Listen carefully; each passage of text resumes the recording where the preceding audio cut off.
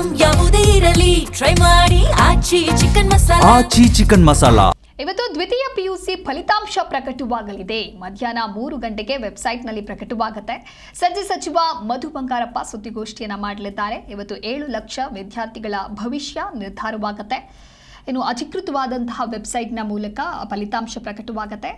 Karnataka one mobile app ಮೂಲಕವೂ ಕೂಡ ಫಲಿತಾಂಶ ಲಭ್ಯವಿದೆ. ವಿದ್ಯಾರ್ಥಿಗಳು ಗಮನಿಸಬೇಕಾಗತ್ತೆ. ಇನ್ನು ವಿದ್ಯಾರ್ಥಿಗಳ ಮೊಬೈಲ್ ಸಂಖ್ಯೆಗೆ ವಾಟ್ಸಪ್ ಮುಖಾಂತರವಾಗಿ ಅಥವಾ SMS ನಲ್ಲಿ ನೋಟಿಫಿಕೇಶನ್ ಕೂಡ ನೀಡಲಾಗುತ್ತೆ.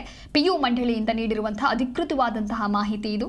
ಇನ್ನು ದ್ವಿತೀಯ PUC ವಿದ್ಯಾರ್ಥಿ ಜೀವನದ ಪ್ರಮುಖವಾದಂತಹ ಹಂತ, ಪ್ರಮುಖವಾದ ಘಟ್ಟ ಅಂತ ಹೇಳ್ತಾರೆ. ಸಾಕಷ್ಟು ಜನ ವಿದ್ಯಾರ್ಥಿಗಳು ಶ್ರಮಪಟ್ಟು ಎಕ್ಸಾಮನ್ನು ಬರೆದಿದ್ದಾರೆ. ಅದರ ಒಂದು ಫಲಿತಾಂಶ ಏನಾಗಲಿದೆ ಅಂತ ಹೇಳಿ ಕಾದು ನೋಡೋದಕ್ಕೆ ಇವತ್ತು ದಿನ ಮಧ್ಯಾಹ್ನ 3 ಗಂಟೆಗೆ ಆ ಒಂದು ಫಲಿತಾಂಶ ವೆಬ್ಸೈಟ್ನಲ್ಲಿ ಪ್ರಕಟವಾಗಲಿದೆ.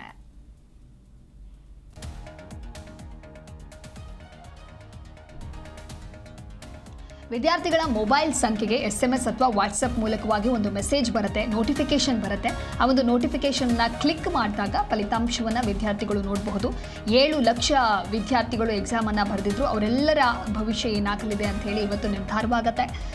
ಸಚಿವ ಮಧು ಬಂಗಾರಪ್ಪ ಸುದ್ದಿಗೋಷ್ಠಿಯನ್ನು ನಡೆಸಲಿದ್ದಾರೆ. ಮಧ್ಯಾಹ್ನ 3 ಗಂಟೆಗೆ ವೆಬ್ಸೈಟ್ನಲ್ಲಿ PUCಯ ರಿಸಲ್ಟ್ ಹೊರಬೀಳಲಿದೆ. ದ್ವಿತೀಯ PUC ಫಲಿತಾಂಶ ಪ್ರಕಟವಾಗಲಿದೆ. ಹಾಗಾಗಿ ವಿದ್ಯಾರ್ಥಿಗಳೆಲ್ಲರೂ ಕೂಡ ಗಮನಿಸಬೇಕಾಗತ್ತೆ. PU ಮಂಡಳಿಯಿಂದ ಅಧಿಕೃತವಾಗಿ ಹೊರಬಿದ್ದಿರುವಂಥ ಮಾಹಿತಿ.